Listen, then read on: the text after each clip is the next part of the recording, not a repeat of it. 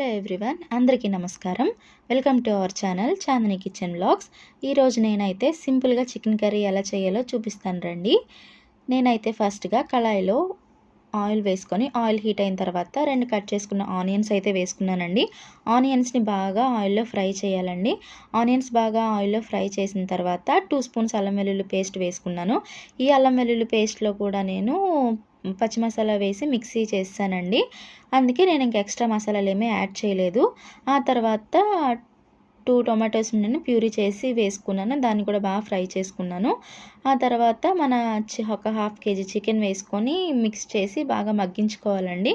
ఆ తర్వాత చికెన్లో నుంచి వాటర్ వస్తున్నప్పుడు కొంచెం సాల్ట్ అండ్ పసుపు వేసి మగ్గించాలి. సాల్ట్ వేసిన తర్వాత కూడా వాటర్ అయితే రిలీజ్ అవుతుంది కదండి చికెన్లో నుంచి.